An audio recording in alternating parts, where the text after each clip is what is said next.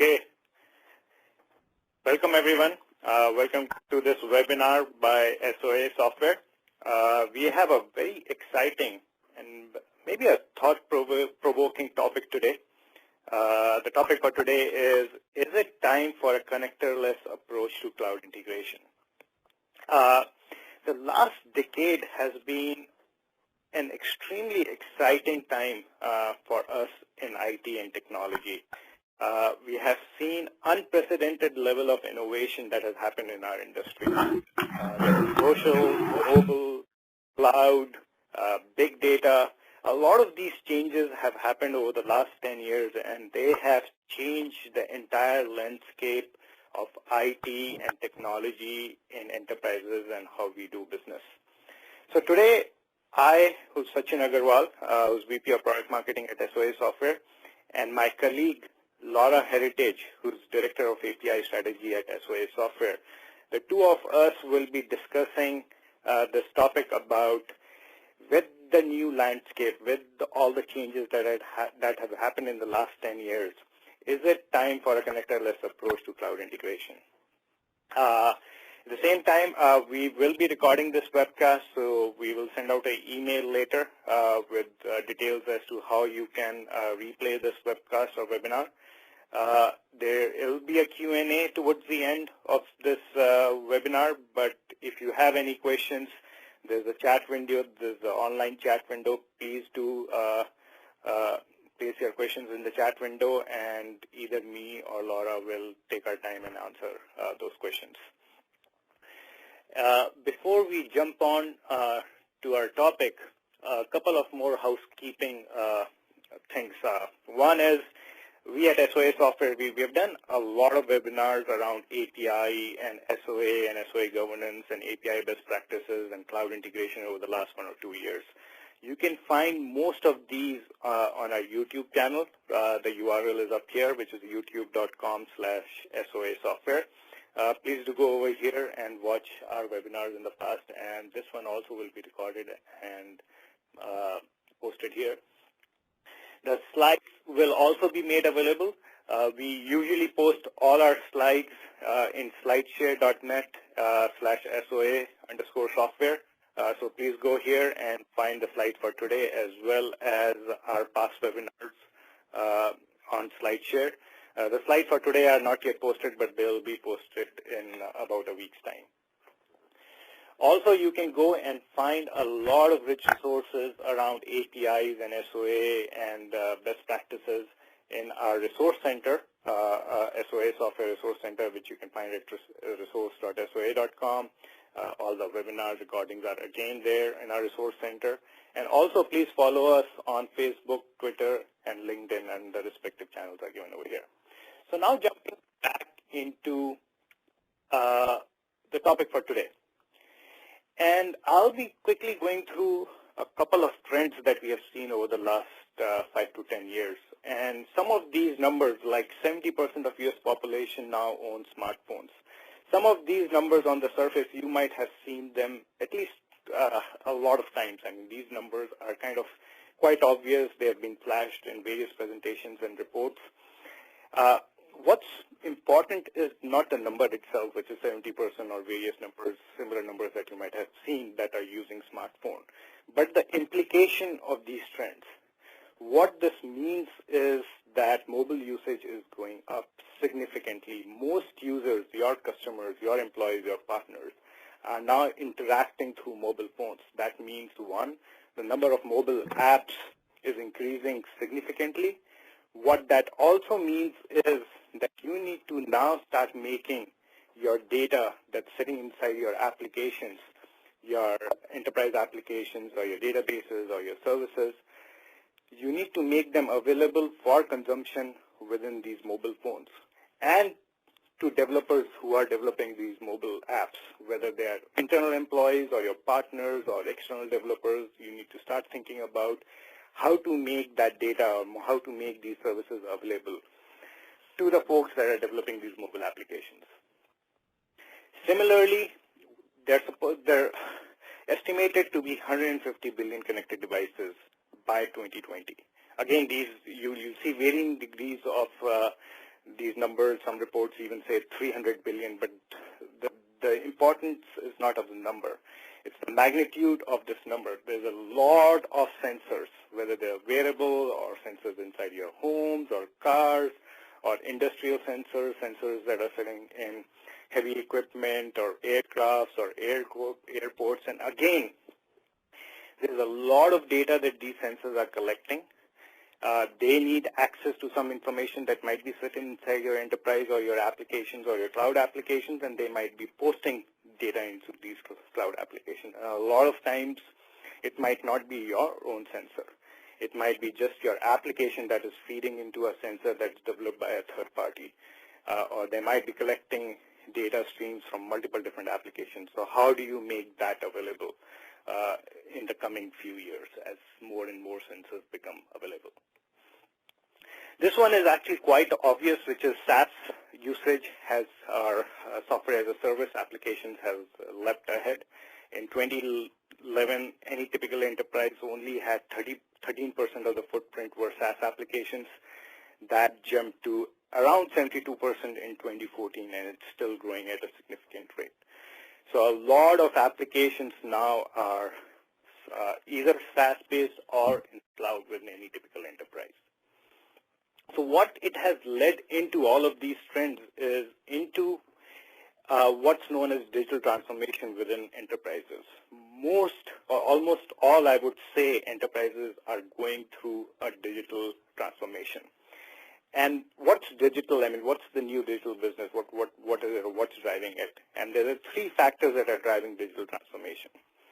The first one is customers are becoming increasingly wired through new digital touchpoints. These digital touchpoints could be mobile phones, it could be IoT devices, sensors, wearables, desktops, browsers, but rather than someone walking through a brick and mortar store or walking into your office, transactions between you and your customers or your partners are happening through a digital medium. So that's the first one. The second is because of this, digital transformation is driving new and innovative business models. There are new business models that have propped up because of all of this. A few examples is Uber. All of you probably know about Uber. It's revolutionizing and disrupting the traditional taxi industry. But just through a mobile app, you can hail a taxi, you can call an Uber, and the payment is also done seamlessly through that app. Airbnb is a similar example in the hotel industry, how it's disrupting the hotel industry. And Netflix is a similar example, how it has disrupted the traditional broadcast, the TV broadcast medium. So it's driving, and you can see similar examples all across. I don't think any industry is left untouched. And then finally, these digital systems, there's so many digital systems, applications, that you need to integrate data between all of these. So the integrated digital ecosystems are evolving. And the data that's flowing between all these applications and the consumer of these applications, which is your customers, partners, and employees, there's so much data that's available now that you can derive a lot more intelligence if you go and analyze this data. So why is all of this important? And let's come back to our topic, which is it time for connectorless integration? So that, if you look at the new enterprise, it is quite fragmented. If you look at an enterprise that existed about 5 to 10 years ago, you can see something that's below the red line, which kind of indicates the firewall. A typical enterprise maybe 10 years ago looked like something like this. I mean, they had a bunch of database or data repositories. They had some services. They might be standard-based services or SOAP services, but a bunch of services. A few package applications, maybe from SAP, Oracle, IBM, or other handful vendors. And then, obviously, some homegrown custom apps that the IT might have developed. But and most of the integration scenarios were kind of restricted to this, within on-premise, between these limited set of data sources, services, package apps, and custom apps. And You could count these on your fingertips, if not fingertips, maybe 30, 40, 50 at most. And so the integration scenarios were limited. The number of places that you needed to get data from was limited, was restricted to a few. But if you look at how the new enterprise looks, and you got to look above the red line, first is there's a lot of cloud app platforms. So a lot of custom development has now moved to the cloud, like AWS. You might be coming up with new applications in Pivotal or Salesforce or Google Cloud Engine or something similar. So there's a lot of these new applications that are coming in the cloud. SaaS applications, your enterprise might have gone ahead and signed up to a lot of different kind of SaaS applications.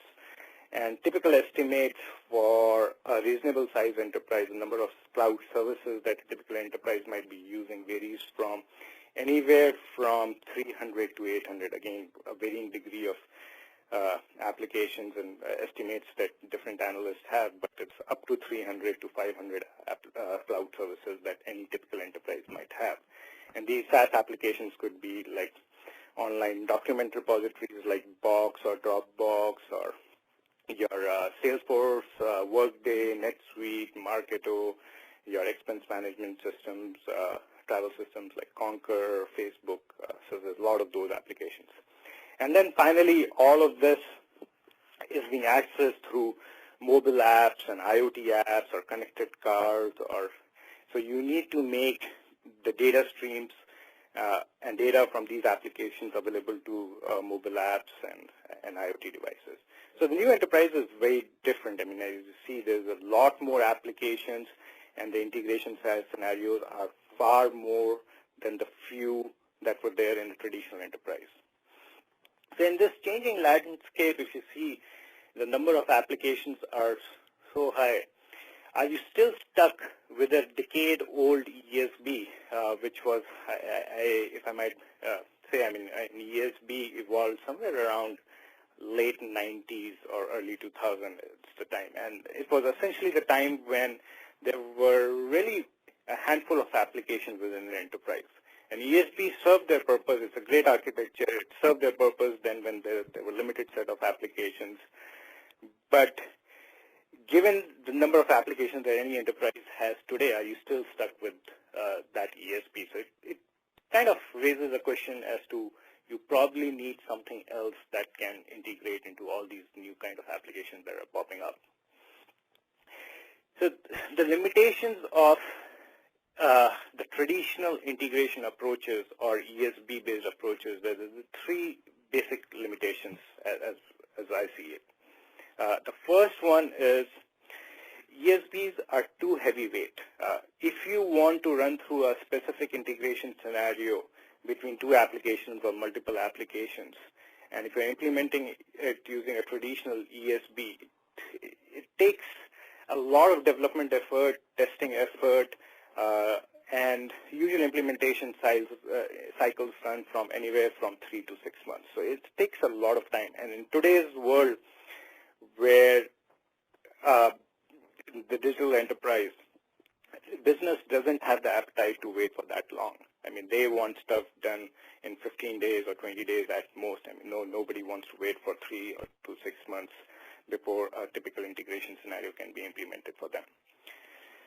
The second thing is a word of caution. So you see a lot of cloud integration solutions that are available now. And you just need to be cautious about how they have been built. A lot of them are essentially the same ESB-based architecture, which has been just hosted on the cloud. So the same traditional limitations that you have with the ESB still exist with them. They might come up with a slightly prettier user experience, but they're still kind of the same.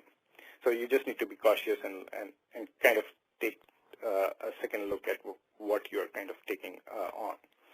And the last one and the most important one is most of the ESBs are based on proprietary connectors. And by proprietary connectors, I mean ESBs come with connectors to specific applications like Oracle or SAP. But these connectors are proprietary in the sense that if you take a connector that works with a specific ESB And if you have bought another ESB, that connector will stop working, will not work with another ESB architecture. It's proprietary. It's tied to a specific ESB. What that means is you have to wait for the vendor to provide you for additional connectors. So each time a new version of an application comes out, the connector from the vendor usually trails at least 3 to 6 months, and a lot of times even a couple of years. And with the number of applications and SaaS applications that are coming out, there are more than 2,000, 3,000 SaaS applications now. There's no way any ESB vendor can support all the connectors, all the applications that are out there. So there's this lock-in to proprietary connectors which don't scale for the digital enterprise. So what's the alternative? So if you look at what's happening right now is most of the cloud applications, the applications that you see above the red line, the cloud platforms, which is most of the applications that are built on the cloud, or SaaS-based applications which have been built by these respective vendors, they usually come with REST-based APIs, if not REST-based APIs, so some standard-based APIs. Most of these applications, if not all, already have standard-based APIs which support most kind of transactions into their applications, which is by virtue of their architecture. They are in the cloud, they're isolated, and in order to interface with other applications, they have been designed with some kind of standard interfaces. And most of the mobile apps do need to interface with these apps using some kind of APIs. If you look below the line, which is your traditional apps, what resides within your enterprise, within on-premise, for most databases or data repositories and services, there are standard-based adapters or standard-based APIs to SQL, SQL stores, or NoSQL, big data tables, file adapters, SOAP, FTP. So most of them, actually, you can find standard-based APIs. A lot of the new databases like MongoDB, all these, they already come with standard-based APIs. So you have a standard-based API for those.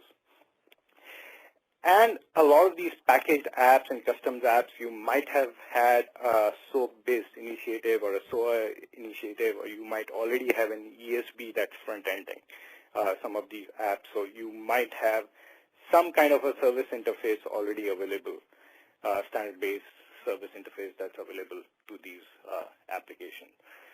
So what I'm trying to kind of say is most applications now have standard-based APIs. The proprietary connectors for the ESBs were required about a decade or more than a decade ago because most of those applications didn't have any standard-based APIs. So the connector was a proprietary connector some of these ESB vendors built, which went into directly the data source. They knew the data schema, and they would build an interface or a connector that would pull data out. The need for those proprietary connectors or those intrusive connectors is kind of not required in the current scenarios. So what do you do when all these APIs are available? So what you can do is you can take a connector-less integration approach, and you can build what we call open API hooks. And what open API hooks look like is essentially what you do is you take up an API to a specific application that already exists. And most applications in today's world, most cloud-based applications and standard-based repositories and standard-based services already have an API. Select the binding, and so the binding is just a protocol. So you select the binding. The most important thing after that is you configure the policies. And these policies are essentially security policies, which is who can access it, so authentication and authorization, what kind of authentication or authorization it is it a lab-based, is it OAuth, OpenID Connect, depending upon whatever scheme, authentication or authorization scheme that specific API supports. And also what kind of access do you want to allow from an API perspective, which is do you want the API to integrate with a cloud-based application, how many times do you want, what kind of application, so you can build all kind of policies. And all of this is just configuration. So configure policy, again, no code. save and use this configuration. If you want, you can export and import it and use it across different systems. So that's the concept behind Open API hooks. A little bit more detail, like if you see what API hooks is all about, it's a combination of interface, the binding, which is a protocol. So take a API, take the protocol specific to that binding, and the policy. And these policy is extremely, extremely important, which most current ESB vendors might be missing. I wouldn't say universally, but the policy aspect, the security aspect, which is who can access, who cannot access, just not the authentication authorization aspect, but more about what time of the day or how many calls or which data can be accessed or which cannot be accessed. So all those kind of fine-grained policies, because the number of integration scenarios now are not limited to 10, 20, or 30. You have more than 500, 600 applications, so you need to kind of decide that, okay, you can use the same API hook, but how can you define fine-grained policies on those type of integration scenarios?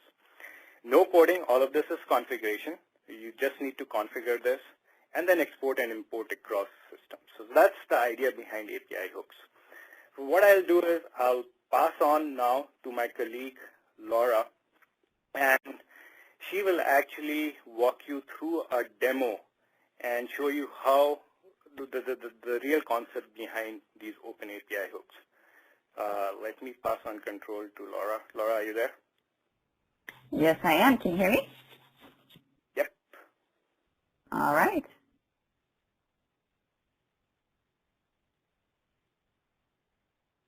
Okay, so I'm now presenter. Sachin, can you see me advancing the slides? Okay. Yep. Okay, great. All right, before we get on to the demo, I'm going to set the demo up. This slide used to build, but I'm just displaying it all. So what we have is, let's pretend you're a company, and for your company, you have a trial on a website. And when people sign up for that trial, you want to capture those leads. With those leads, you want to put them into Salesforce so your sales team can have access to them right away. You also want to put them into a email campaign system such as Mailgun, so that that's readily available. And then you also have an on-premise proprietary, lead generating database that you like to put your information into as well.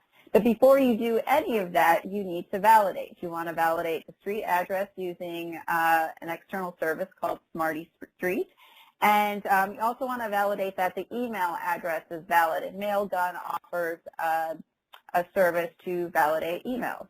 So when the user goes and signs up on your free trial on your website, their address gets validated. If the street address is not validated, you're going to return invalid to them and ask for more information. If it is, and you're going to post that information into a Mongo database, because you're going to keep track of all of your invalid requests. If it is valid, you're going to go validate the email address. If that's invalid, you're going to do the same thing, return a message, and then also post that to your Mongo database for an invalid lead.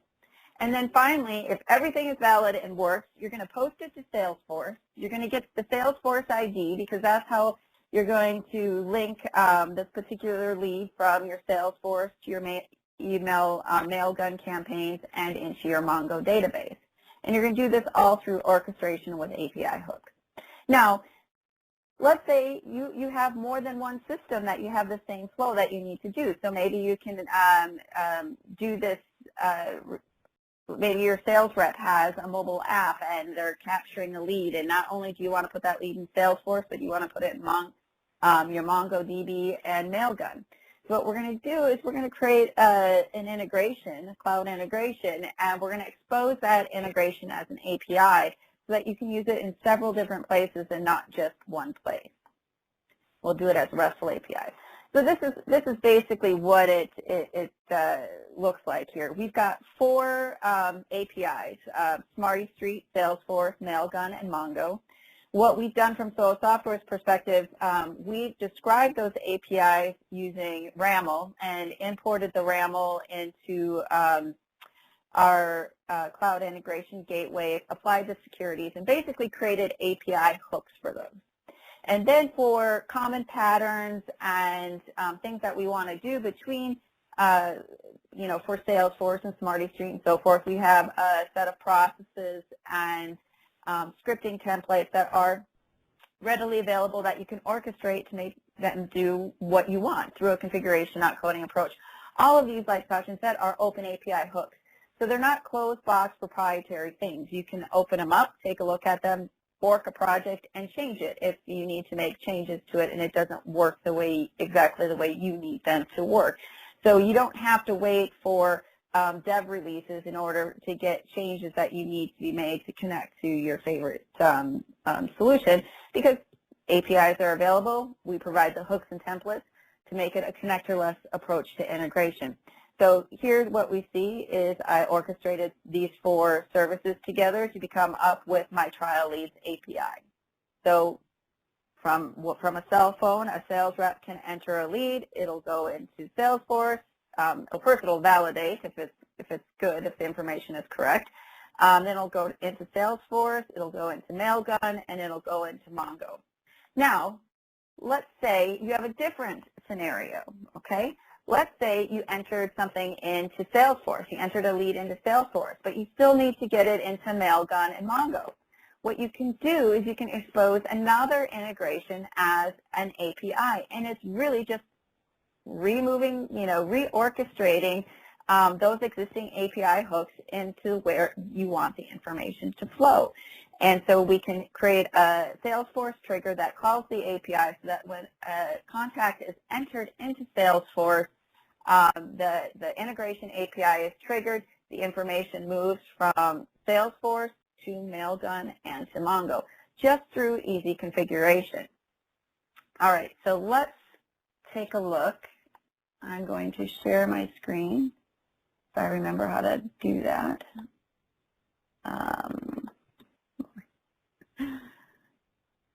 Share my desktop. All right, so hopefully now you are seeing my desktop. And what we're going to do is we're going to take a look at Policy Manager is really the, it's a place that manages all of these integrations. It manages the API hooks, the processes, and the scripts that you use to do the orchestration. It's where you do it. And then what you, Policy Manager then basically commands and commands the gateway underneath. Okay, so this is where you manage everything from security policies to your orchestration. What you see here is just a simple tree structure, but I have several processes which I can use. These are reusable processes that I've imported. It's a multi-tenant solution. So let's say you have several different organizations, each having their own integrations and their own things that they need to manage. You can basically set them up as their own tenants and with their own visibility and management over the processes and securities and things that you need to have done.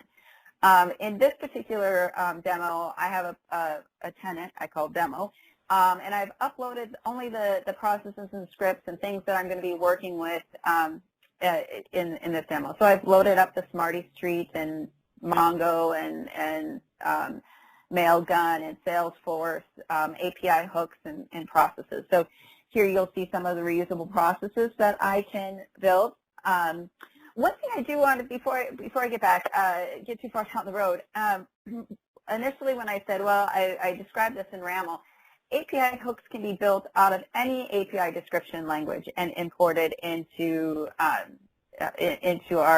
Cloud Integration Gateway or API Management Solution or Policy Manager at that. So you can import RAML, you can import Swagger, you can import Waddle and Whistle. And this is to allow you to basically build your own API hooks and share them out for your tools and your services that you have to offer and the things that you need to use. So again, here are the processes. These are the processes that reusable processes that I'm going to be using. I am not using that many scripts, but I wanted to put a script in there to show that you can do things like these are simple scripts to map to an SAP application or things that you want to do. There are a set of services. Here you can see I've got, here's an integration API that we'll take a look at. This is lead sync. This is going to do the sync from Salesforce with the Salesforce trigger to push stuff to Mailgun and our MongoDB as stuff gets entered into Salesforce. I've got my Mailgun API. I've got another MongoDB. I had a couple Mongo REST APIs that I was playing around and using. I ended up using Crest. There is the Salesforce APIs, Smarty Street, and so forth. But here's the API that I really want to dig in and look at. So we're going to look at our post lead, okay?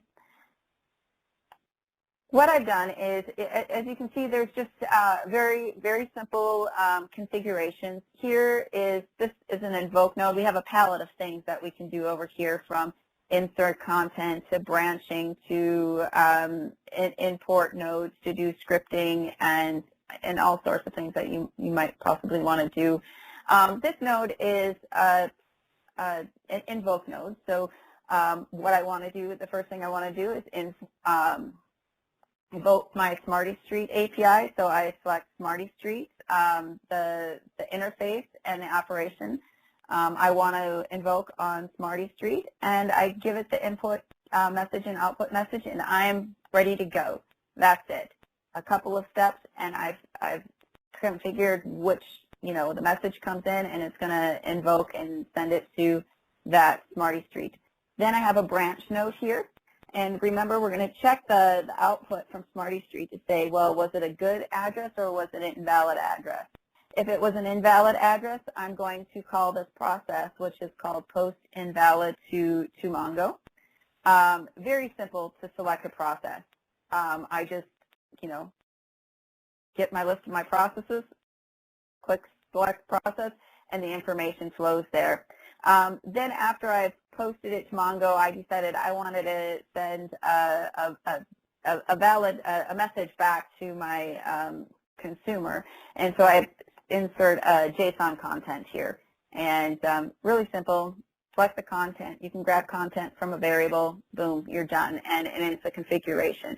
And then I can continue on. If it was a valid message, I then, again, use an invoke node, configure it to go to my Mailgun API, and then I again do a branch and I check, and again, if it is not valid, I use that same post to invalid to Mongo process. I again insert content, and then that the process returns. Finally, I can go down and I can post to our Salesforce. Everything is okay. I'm going to post to Salesforce, post lead to Salesforce. I'm going to add post to Mailgun. I'm going to post the sales to Mailgun, and then I'm also going to add it to my Mongo database. And when I'm done, I'm going to send a message. This time I wanted to actually use script to send a message, so I scripted it up and sent a message. So very, very easy to orchestrate all of this. So let's take a look at how this actually runs. I created an iPhone 6 application. This is to simulate your sales rep, out in the field, and they want to add a contact, a lead. So I'm going to enter. I'm going to say the lead is from SOA Software. I'm going to give my name. Let's actually do Addie and heritage. And you know what? I'm not going to put an address in here. I want to show the error. So I'm going to click Add Lead, and here it is. Your address is not valid. Please correct. And that's the message I had inserted into the set invalid message. Okay, so my message is invalid. So you saw that. All right, so then I'm going to go back, and I'm going to type something valid in now. Maybe I've used Addie a lot. I want to use a name that I haven't used in a while. I'm going to put in a valid address.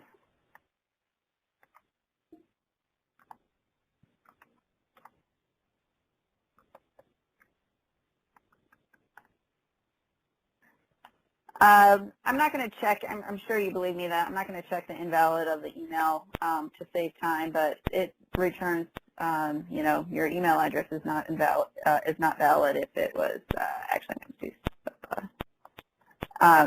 if it's not valid. So what's going to happen is it's going through, it's posting to Salesforce, it's posting to Mailgun, and it posted to my Mongo database, and when it was done, it added it to my list. So this is now a successful lead within my system. Okay, and I can come here, and let's look at our Salesforce. We're going to see there Rose is added to my Salesforce account. I'm going to go to my Mailgun, and I'm going to refresh to see what my email campaign list looks like. And Rose is down there as well. And finally, here is my Mongo database. I just printed it out in the JavaScript or JSON. So he's right there. All right, so that basically shows you that whole flow, right? Using processes and the API hooks, very little coding. Now we want to go up and we want to look at the second scenario, okay? I'm going to leave this palette and I'm going to go to, this is my integration where I move leads that come into Salesforce, go into Mailgun. I'm basically using the same processes and services I used before. I just reorchestrated them. When the lead comes in, it goes. Actually, I'm gonna invoke this first. Okay, so I made a. This is Postman here, and what I'm doing is I'm going to invoke that integration that I created to move information from Salesforce into Mongo when the information is entered into Salesforce first. And I'm going to. I already have a.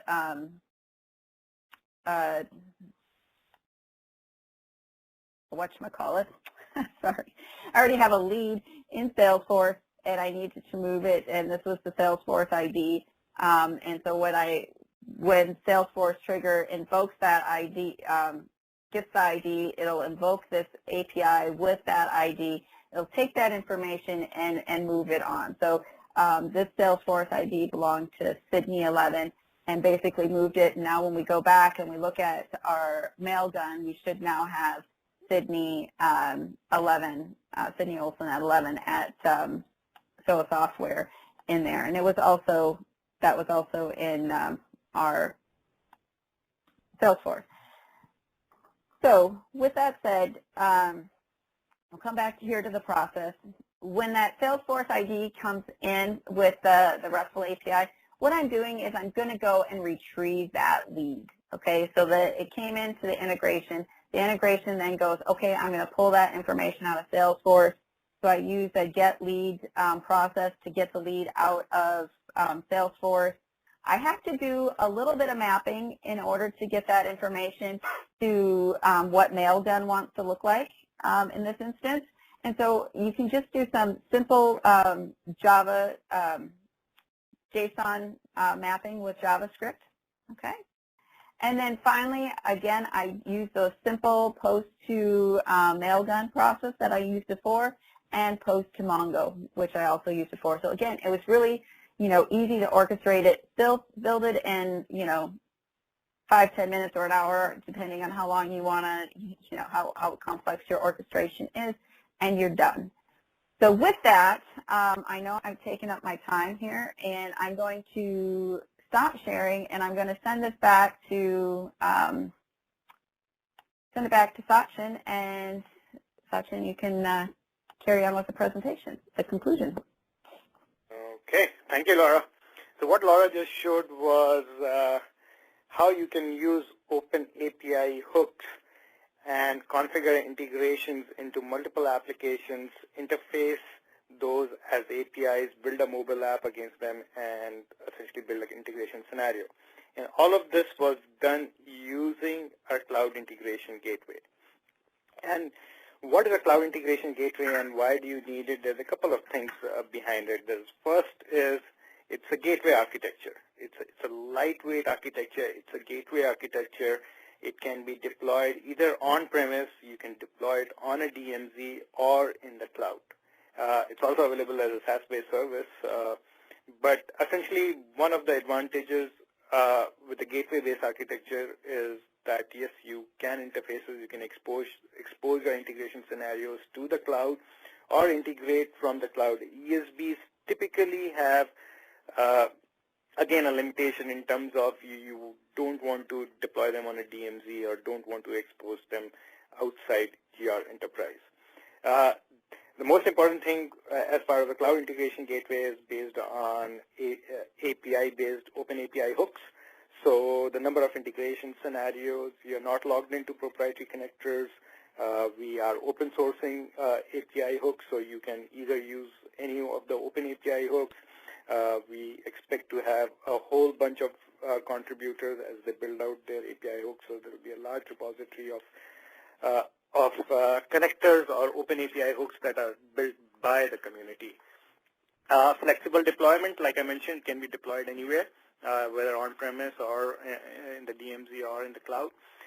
It has declarative security policies, which is one of the important aspects of any integration scenario, is not only defined authentication authorization security policies to support different authentication authorization schemes, but also define what kind of data integration scenarios are supported. You might want to support more high-level transactions between two applications like Salesforce and Marketo, but between a mobile app you might want to throttle the number of integration scenarios or the number of data inputs that a mobile apps can do, maybe limited to 100 or 200 or 1,000, whatever your scenario is, but being able to define that fine-level grained security and operational policies. What we have built into our gateway that kind of makes it more like an integration gateway is a rich set of orchestration and transformation capabilities. What Laura just showed you in terms of a policy manager, our policy engine, process orchestrator, data mapper. So you can build out very, very complex integration scenarios just by drag and drop and a little bit of scripting, but no coding. Publish these as APIs. A lot of your integration scenarios are providing a set of integrated applications or integrated data streams from these applications to other developers who might be building these mobile apps or who might be building these IoT devices or building applications for these IoT devices. And what the Cloud Integration Gateway along with its API portal allows you is to take these integration scenarios and publish them as APIs rather than layering another API management solution on top of your ESB. Again, no IDs, no Eclipse plugins, and you have data and policy governance built into it. So if you can look at what we kind of think about integration redefined is you have cloud integration, a cloud integration gateway or a gateway artifact in the middle that interfaces with all your applications, whether they're cloud-based applications like Box, Pivotal, Amazon, or Salesforce, your on-premise applications like Oracle, IBM, and SAP, your existing services, and even you can layer the gateway on top of your ESB. So you don't need to, it doesn't invalidate your ESBs. Your ESBs are probably there, that they're working fine for your existing integration scenarios, but layer a cloud integration gateway on top of it, and then expose all these integration scenarios, orchestrate between all these applications, and expose them as APIs, whether they're public APIs, B2B APIs, or internal APIs, and build apps against them, whether they're mobile apps or IoT apps, or make these available to other external developers. So that's the whole kind of concept behind an agile, lightweight, connectorless integration gateway. So that's essentially what we had today about our connectorless integration approach. Again, a little bit about SOA software. We've been around for more than 10 years. We have a complete digital business platform. It includes an API management system in order to kind of publish APIs, market APIs, monitor and monetize your APIs, and secure your APIs. A complete security solution built around it. Cloud integration, what we just talked about today, which is the cloud integration gateway. and a very powerful analytics engine, both from an operational perspective as well as business perspective, to analyze all the data flow that's happening between the developers and all the different applications, whether they're API management scenarios or cloud integration scenarios. So with that, what I will do is we'll open it up for Q&A. Again, this is a list of resources where you can see all our past webcasts or webinars. This webinar is also getting recorded. So once the recording is available, we'll send out an email to all the attendees and you can replay it. And with that, we'll open it for Q&A.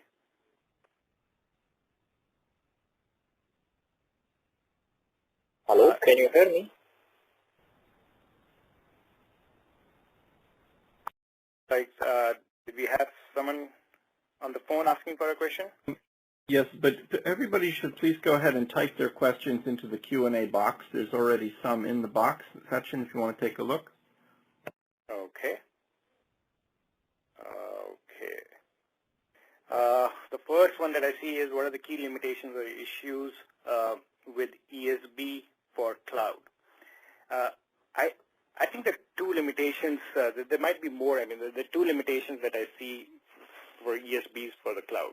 One is the whole concept around proprietary connectors. I think with the cloud and the number of integration scenarios and SaaS-based applications that are there in the cloud, the proprietary connector approach just doesn't scale. I mean, the number of integration scenarios are far more than what a proprietary connector-based approach can support.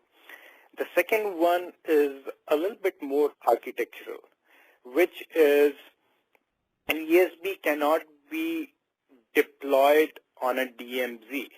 You don't want external traffic to be directly interfacing into an ESB. Usually you have to layer in some kind of a gateway. You have to go with a layered architecture. So the more you have to deploy more infrastructure, put some security mechanisms or a gateway or a virtualization layer in between, which intercepts external traffic from the cloud and then filters it and then passes it on to the ESB. And that kind of limits, both increases your cost and limits your flexibility in what you can do with your ESB. There are a lot more. I don't know, Laura, if you want to jump in and add other limitations that you might think there are for ESB for the cloud. No, I think you covered, for the time we have, I think you've covered the basics of it, and we can always take off and have a contact us, and we can have a more detailed discussion about that later. But there's some other questions here that we should get to. So one of the questions that we had was, during the demo, I talked about, I showed the different capabilities we have around branching and logic, and one of the questions was, do you have any additional patterns, resources you have available in order to do scatter, gather, and multi and split? At this time, we cannot do scatter and gather in the cloud integration gateway, but that is a requirement that we're working on going forward, along with the multi-split. So stay tuned. We are aggressively working on in this area. Another question was, can this policy manager be hosted in the cloud? Yes, policy manager can be hosted in the cloud. One question that. Go ahead. Go ahead, Laura. Go ahead. No, you go ahead. I already did too. You can do another one. No worries, as and when you find those questions. So one of the questions was, what is meant by a binding? So I use in my presentation the concept of open API hooks, and they are a combination of interface, which is an API. And when I say API, it's a loosely termed word. It could be a RESTful API, it could be a SOAP-based API, it could be any standard-based API.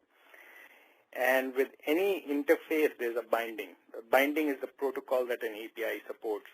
RESTful APIs are, by definition, REST and HTTP. But SOAP, if you have a SOAP-based API, the binding could be HTTP or it could be JMS.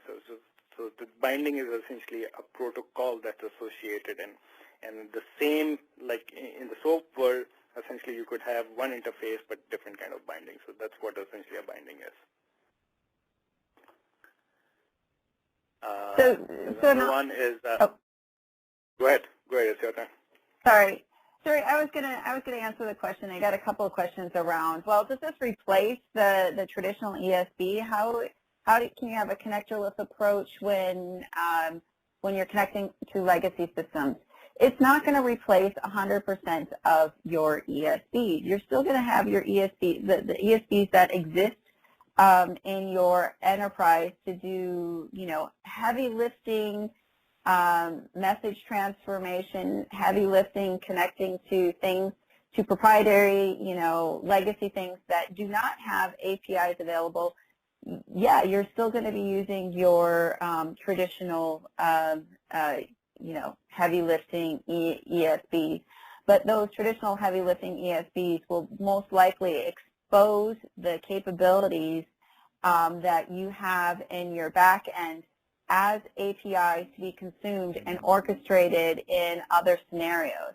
And that's the area where a cloud integration gateway would come in, would be to then hook up Salesforce to that API which you exposed off of your traditional heavyweight ESB. Those things on the back end, in the back of the enterprise that don't take, that don't have to change as often, and that are hooking up to legacy systems where you do need connectors.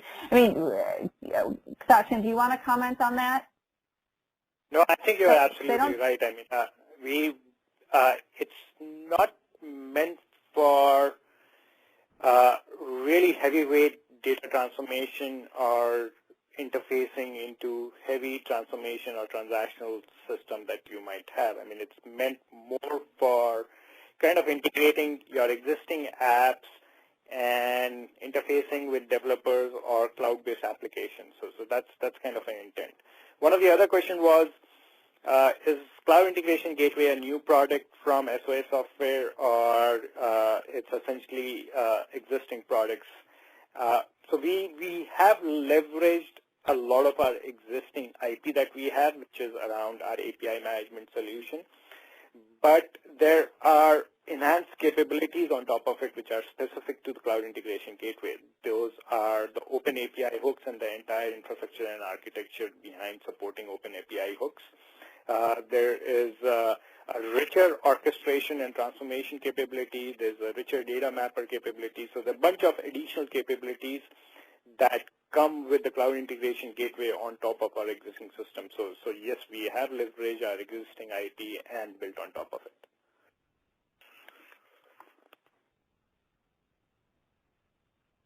So I think we can take one or two more questions. We have time for one or two more. Laura, do you want to take those? And then after that, we will just answer them offline. Sure. One of them is, can you please comment, Rhea, of API contract and rate limits and throttling? SOA Software Solution does provide for you to specify contracts, or if you want to call them product offerings, around the APIs. It allows you to specify all sorts of rate limiting for data and transactions, and allow you to do throttling. We provide a very, very rich set of security policies and, the transformation of tokens and so forth, all through a configuration, not coding approach. Really allows you to manage your security at an enterprise level and apply consistent security across all of your APIs. The other question I was going to answer quickly is, what are the steps to get an API hook built? It depends on what API you're hooking up with. If the API you want to hook up with already has a Swagger definition, Waddle, WSDL, or RAML definition, that step is done. You simply import that up into the policy manager. Then you go ahead and you can start applying the policies that are required in order to invoke that API. So, for example, if it has, if it requires OAuth, two-legged OAuth, if it requires basic auth, and so forth, and you get that stuff all configured so that when you get to the point where you want to start doing some orchestration, you can start doing orchestration. So there's the hook for how you actually start invoking the API, and then you can start building templates and reusable processes for how you can use that particular API in several different scenarios. And then all of this is packaged up, which you can then export out of Policy Manager, and somebody else can import it and begin using it, or you can just reuse it within your enterprise as well if you have several different installations or tenants that want to be completely isolated and so forth. So that's a long-winded answer. Back to you, Sachin. No, I think, thanks, Laura. So I think we're running to the top of the hour. We've run out of all the time that we have for today, but there's still a lot of questions that we have not answered. So what we will do is we usually blog about the Q&A that we get. So we'll post a blog around all the Q&A and send a link to the blog along with the recording, the webinar recording. So again, thank you, Laura, and thank you, everyone, for joining us today. And with this, I think we will bring this to an end. Thanks, everyone. Thank you.